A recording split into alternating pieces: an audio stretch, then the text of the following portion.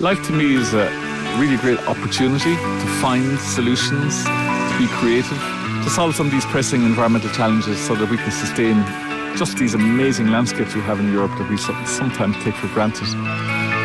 Life ist zweifelsohne eine enorme Erfolgsgeschichte und ich möchte wirklich allen von Herzen danken, die dazu beigetragen haben und mit ihrem Einsatz, ihrem persönlichen Einsatz, Life wirklich mit Leben erfüllt haben.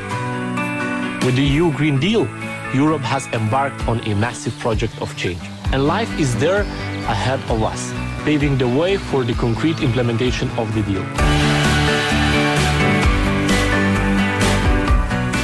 Welcome to Life is 30, a podcast series brought to you by the LIFE programme, which for 3 decades now has led efforts to protect and preserve Europe's natural environment and develop innovative green technologies for a more sustainable future. To celebrate the 30th anniversary of this pioneering European Union programme, we're featuring some of the projects and talking to some of the people working in the LIFE programme who've made it such a success. We're calling this episode Food for Thought. That's because we're hearing from the LIFE projects and European Commission officials who are working on a sustainable food system, reducing waste, pollution and greenhouse gas emissions, and ensuring food security. Around 1/3 of the food produced globally is lost or wasted. And with this in mind, our first project is Floor for Life in Portugal, which set out to tackle food waste, building on an initiative called Fruta Feia, ugly fruit. So let's go to a market to see how ugly can become beautiful. Olá, tudo bem? The idea of Fruta Feia came about in a very simple way. When I saw a documentary on food waste, I realized that 30% of what is produced by farmers in Europe is wasted for aesthetic reasons. And that angered me, because it doesn't make sense to be sending things to waste just because they are too small or too big or because they look funny. I wanted to put together a project that would challenge this dictatorship of aesthetics for fruit and vegetables. That's Isabel Soares, coordinator of the Floor for Life project. Fruta Feia began as a pilot scheme in Lisbon, creating a cooperative that enabled more than 300 farmers to sell misshapen produce at a fair price. The pilot was a great success, but it lacked the financial resources to grow nationwide, until Life stepped in. Este fruto da Fruta Feia, o Floor for Life, foi filho que nos permitiu crescer muito. The Fruta Feia initiative gave birth to the Floor for Life project, and it helped us to grow a lot. With Floor for Life, we have been able to open 8 new delivery points within 3 years, which has created 8 new full-time jobs. It has enabled us to expand our consumer community to around 5,000 people and help more farmers to sell their produce. Cerca de 5.000 consumidores e também ajudar mais agricultores a escoarem esta parte da sua produção. Hey Luis, why are you buying from Fruta Feia? Because of food waste, and also in order to help farmers who are unable to sell these products, and for the quality and taste of the products. It's a project that places value on farmers' produce and pays them, I hope, a fair price. And that brings producers and consumers closer. This is a project that was needed to avoid food waste.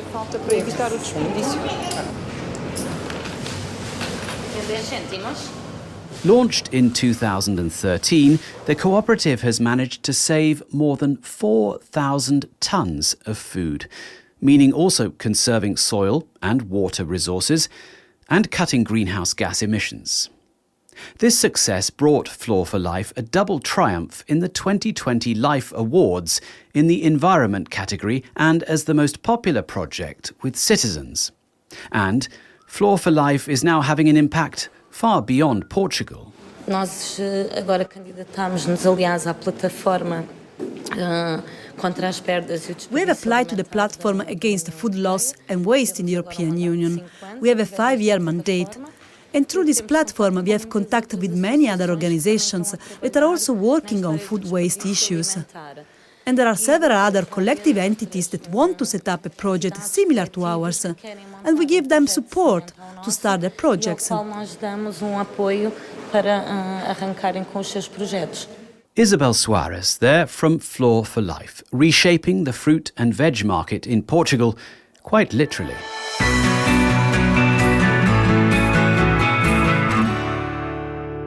Tackling food loss and waste is central to the Farm to Fork strategy, a European Commission initiative that's part of the EU Green Deal and that promotes a fair, healthy and environmentally friendly food system. The Farm to Fork strategy aims at halving per capita food waste at both retail and consumer levels by 2030, in line with the UN Sustainable Development Goals.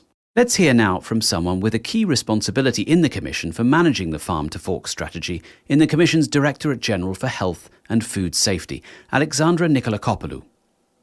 I began by asking her to explain why the LIFE programme plays an essential role in supporting this policy. The Farm to Fork strategy takes an integrated approach covering from the farm to the fork and trying to transform the way we produce food, we distribute, but also the way we consume food. So it really links supply and demand. We cannot achieve the transition to sustainability without innovation, without funding, without investments, and all this in the three dimensions of sustainability: environmental, social, and economic at the same time. So this is where the LIFE program comes in.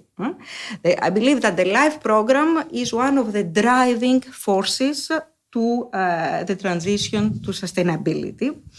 And it can support all the objectives of the Green Deal and the objectives of the Farm to Fork strategy, disseminating sustainability practices in the food sector. Through the Farm to Fork strategy, the Commission has set specific targets to reduce the use of chemicals, in particular fertilisers and pesticides in agriculture. When it comes to fertilisers, the strategy contains a target for the reduction of nutrient losses by at least 50% and the reduction of fertilisers by at least 20%.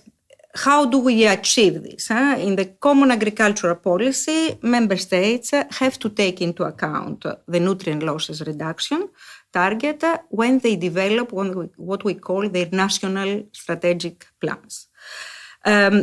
Regarding pesticides, we also have a target of reduction by 50% of the use and the risk of chemical pesticides, but also the use of what we call the more hazardous pesticides, and all this by 2030. Thanks, Alexandra Nikolakopoulou.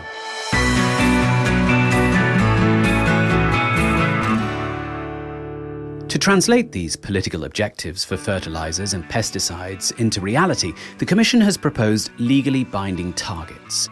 Member States will have to set their own targets to ensure the achievement of wider EU targets.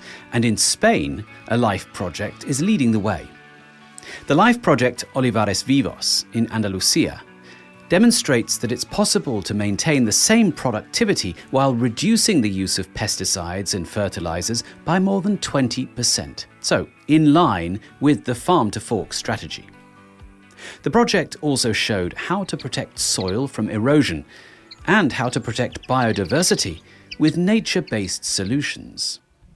The objective of Olivares Vivos is basically to recover the biodiversity that the olive grove used to have, that the olive grove can have, and we know it's substantial. We aim to restore it and then convert that biodiversity into profitability for the farmer. That's José Eugenio Gutiérrez Ureña, who helped to pioneer an approach to olive grove management that's generated keen interest from olive growers across the Mediterranean.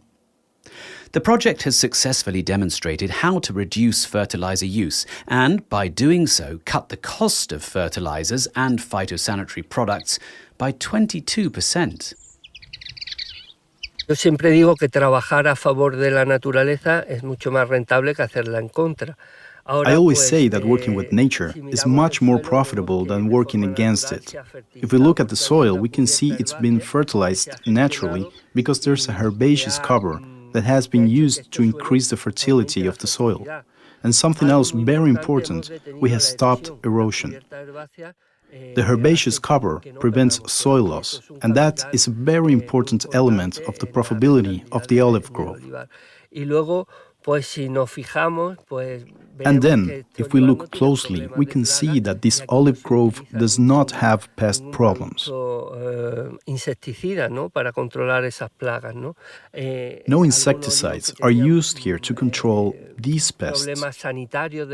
Some olive trees were diseased with verticillium wilt, but by increasing biodiversity in the soil through cruciferous plants in the herbaceous cover, we have solved these problems. So in the end, it means that we reduce costs and we don't need to spend a lot of money on services because nature is already providing them to us.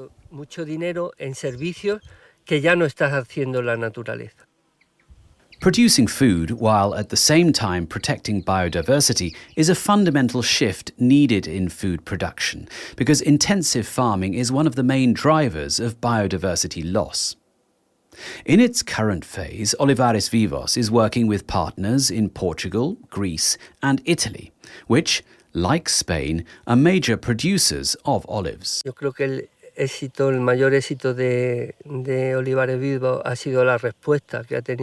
believe the greatest success of Olivares Vivos has been the response it's received from olive growers.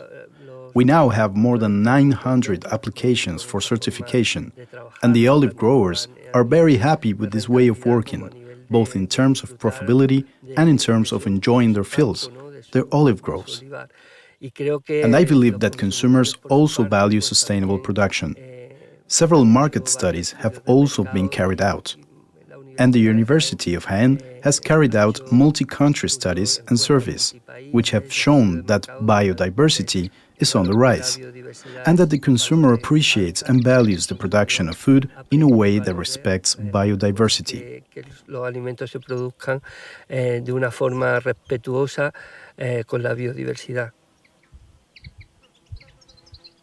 José Eugenio Gutiérrez Ureña, there from Olivares Vivos, demonstrating life's support to a critical food sector, restoring biodiversity and restoring consumer confidence.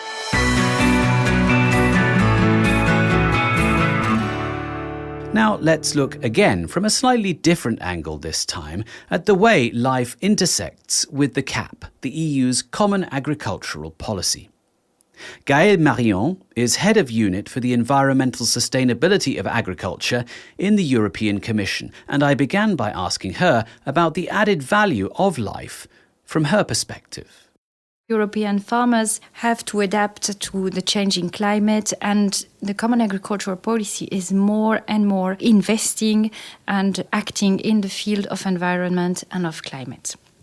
And LIFE projects nicely complement the actions implemented under the CAP and also under Horizon 2020, so more the research side, because these LIFE projects establish good practices.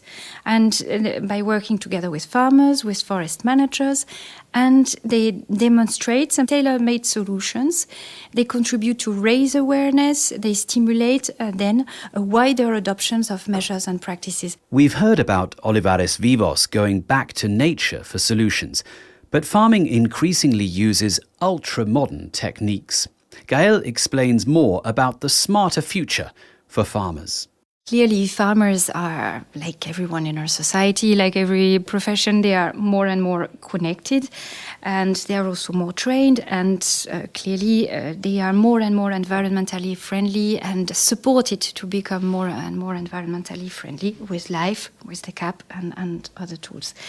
The development of precision farming illustrates this smarter trend. So we speak about actions like fertilization, irrigation, pesticide application, harvesting, monitoring of animal diseases as well, also for feeding. Precision farming can make the farming more profitable because there are less inputs used, but the outputs can remain the same. The yields can even be improved sometimes, and there are clearly benefits for the environment with the reduction of all these inputs. But farmers' income is still lagging behind on average, and agricultural activity is not so profitable, at least on a per hectare basis. So the investment capacity of our farmers is limited, for many of them at least. Gaëlle Marion there, head of unit for sustainable agriculture at the European Commission's DG AGRI. And talking of precision farming, Here's a LIFE project that shows just what's possible. The LIFE NutriCloud project is as high-tech as it gets, but put simply, the project uses sensors to help farmers calculate the exact amount of fertiliser to put on their fields. The project contributes to the CAP's goal of reducing fertiliser use. The associated emissions are therefore reduced, and so too are nitrates that would otherwise leach into and pollute groundwater and streams. A normal farmer without our technology can't be sure what's the right amount of fertilizer to put on. And that's where we are stepping in. We try to calculate it with sensorics. We calculated the demand of nitrogen on a field with the cloud and all the informations we have. That's the key to reduce those entries from the farming industry into water basins, into groundwater, or like wherever. So if we use fertilizer just for the crops and crops taking all the fertilizer up, we're good. As soon as we overdose, we lose fertilizer and also we pollute like the environment. That's Herman Leithold, the project's coordinator. As he explains, the potential of such intelligent, optimized tools for farming is immense. And as they say, the most important currency today is data. LIFE NutriCloud works in Germany, but also in Hungary, Poland, and in the Baltic states on cereal fields with similar climates. The project has built on previous work funded by the EU's research programme, Horizon 2020. Horizon was more in the area of cloud management, and during the LIFE project, we actually incorporate also all the things going on the farm, on the field level, which basically means sensor technology, which means terminals, also means satellites. So you can just imagine it like a cloud platform is just a big database with things going on there and algorithms. And what we do is we connect it with all the physical sensor and measurement systems outside of the cloud, and therefore making a bigger value out of it. It makes actually sense out of it, so it's not just a technical platform. This kind of pioneering project has the potential to maintain Europe's food security at a time when the long-term goal of the European Union is to reduce the amount of land under cultivation. The results so far, as Herman explains, are impressive. We can in average reduce the amount of fertilizer spent on the farm in average by 10 to 15%.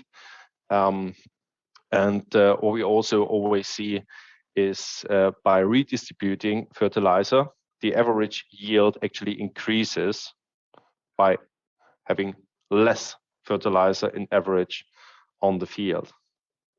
And that's the sweet spot we want.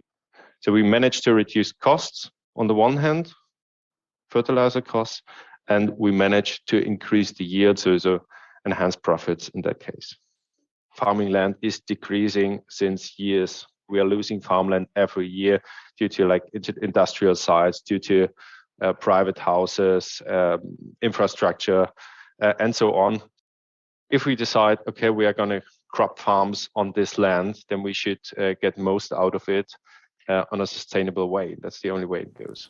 Thanks Herman Leithold and the LIFE NutriCloud team.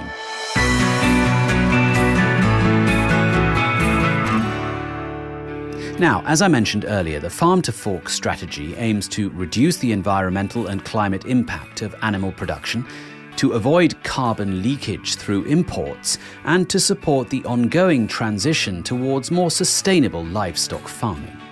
But overall, farming is responsible for just over 10% of the EU's greenhouse gas emissions. More than 2/3 of that comes from the livestock sector, and it's mainly methane and nitrous oxide. And the LIFE Beef Carbon Project, working across France, Ireland, Italy and Spain, is leading the way in tackling this challenge. Jocelyn Endurant is coordinating these EU-wide project activities. ce dont on s'est rendu compte, c'est qu'il y avait une grande différence entre les élevages. We realized there was a big difference between the farms and that the difference in the carbon footprint of the farms was in fact a technical difference.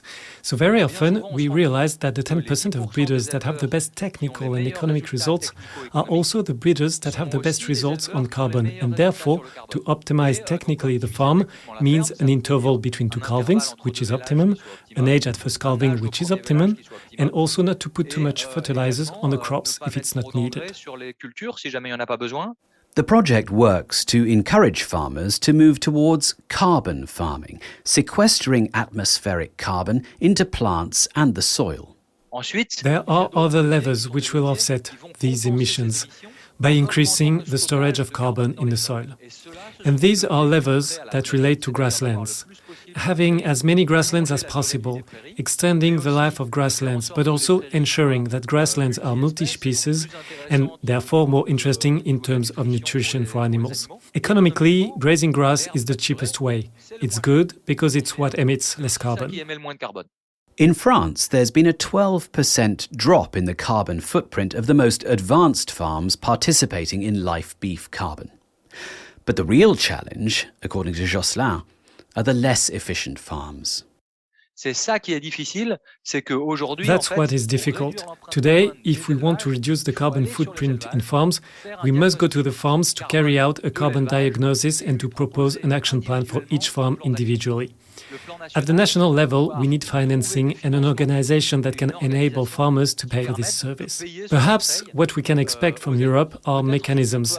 For example, carbon credits, which ensure that those farms that are the most efficient in terms of carbon, or those that reduce their emissions, are somehow rewarded. Thanks, Jocelyn, for your insight. Indeed, upcoming changes to the Common Agricultural Policy will see at least 25% of the budget for direct payments for eco-schemes, providing stronger incentives for climate and environment-friendly farming practices, such as carbon farming.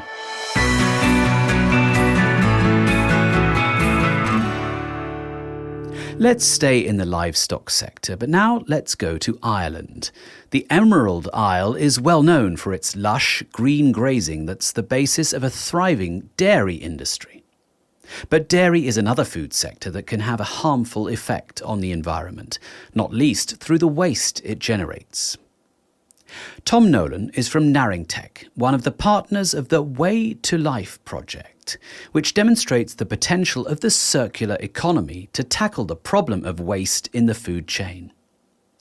Tom explained to us how the Way to Life project turns waste from milk processing into a high-value, high-protein output, instead of simply being thrown away. You have milk, then the milk goes in for cheese processing. Out of that, you will get whey. Whey then goes through ultrafiltration. So the whey protein portion is extracted. And what you're left with is whey permeate. And heretofore, whey permeate has been dealt with in a number of ways, none of which we felt provided a sustainable valorization route for the dairy sector. And an important and significant quantity goes into land spread. Way to Life is a great example of the circular economy in action, and unsurprisingly, it's won praise from Ireland's dairy sector for the innovative solution it's provided to a big waste problem. Previously, that would have been a cost to them to dispose of, whereas now, with ourselves, they have the potential to generate an income from that product. So we're moving it from cost to revenue. So the nature of Way to Life project is such as we can guarantee them that we will have a sustainable home and a sustainable valorization route for that product. Heretofore, they'd have to search for markets, they would be competing against low-value products, and it just was a difficult issue for themselves, whereas we can now provide a more stable disposal route to them. And in true circular economy style, guess where the whey permeate can be put to use? Yes, of course. As animal feed. Europe has a deficit of what it refers to as high protein inputs. We fall within that area. As regards the animal feed, we've undertaken a number of feed trials using our product. And what we have found from that is we can improve both the average daily gain that is experienced and also the feed conversion ratio. So we're making it more efficient for animals and indeed for fish and aquaculture. We're providing a protein which enhances the gut health, which allows them to incorporate this within their feed and delivers a better outcome for their business. Thanks, Tom Nolan from Narringtech in Ireland.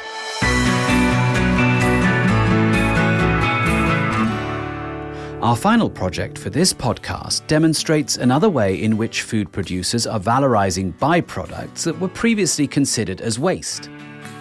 Let's move from milk to beer and go to Slovenia, whose temperate climate is ideal for growing hops, which are an essential ingredient for the brewing industry. Slovenia is the third most important hops grower in the whole of the EU. Barbara Čech is an agronomist working with the LIFE Biotop project in Slovenia, which has pioneered circular economy techniques to reduce agricultural waste, making the hop sector more sustainable and enhancing soil quality. As with many crops, only a small part of what's harvested is actually used in the human food chain. Barbara picks up the story. The idea was to introduce circular economy in hop production to return this huge biomass. It is 15 tons of fresh biomass of leaves and stems from each hectare of agricultural land. Problem was that this biomass was useless or even a problem because it was intertwined with plastic twine. Plastic twine is used as support for hop plants during growth. This climbing plant, we need something to support it, but this plastic was in this biomass making problems. With the hop growing sector being such a vital part of Slovenia's economy and society, the challenge was to transform this waste into something of value by eliminating the use of plastic twine. The most important activity was to introduce biodegradable and compostable twine in hop production. So we changed plastic with PLA twine. So when we get this biomass at the harvest machine, it's not anymore a problem. The twine degrades to CO2, water, and organic matter. So at the end, we get a compost, which is completely safe, without any plastic, without any artificial leftovers. PLA is short for polylactic acid, essentially made from the polymerization of fermented plant sugars. Thanks to the use of PLA twine, hop waste fibres can also be used in sustainable packaging products and even biodegradable plant pots. And when the waste is composted, it can have a substantially beneficial effect on soil quality as time goes by. For me personally, as agronomist, I think I'm very happy because, hop growers usually don't have animals, so they don't have farmyard manure. So the soil is lacking of organic matter. If they can produce their own organic fertilizer for free on the farm, and at the same time they will raise the organic matter content in soil, I think that this is very satisfying. Barbara Čech there, helping to bring the circular economy to a multi-billion euro segment of the agri-food industry in Slovenia.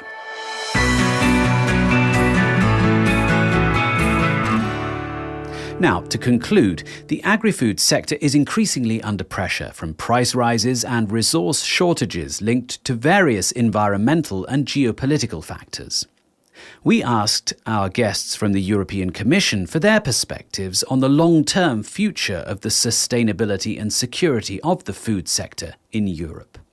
First, Gaëlle Marion from DG AGRI. For the long term, we need to think and continue to incentivize the development, the protection of biodiversity, of water resources, to develop the quality of our soils, and of course to mitigate and to adapt to these climate issues.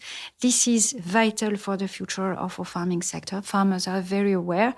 Maybe the message here to pass is that LIFE program and the CAP and surely other programs can continue to release the financial burden and reduce the risk for land managers who enter into these carbon farming schemes. And here's the view of Alexandra Nikolakopoulou from DG Sante. there are many challenges in this transition to food sustainability of different nature, economic challenges, political challenges. In all this effort, we should keep in mind that climate and biodiversity challenges and threats are here to stay, and they are not going to become easier. So we should not lose the long-term perspective. Innovation. I think that never before innovation and investment have been so important. And as we've seen in this podcast, the LIFE programme is pioneering new green innovations and investments, which are making a major contribution to the sector's transformation. That wraps up this edition of Life is 30, Food for Thought. Thanks to all our guests. All this talk of food has made me hungry. Join us for the next episode, Life in a Warming Climate, dedicated to the challenges of working to limit and adapt to climate change. Intrigued? We look forward to your company. Until then, don't forget, life, it's what you make it.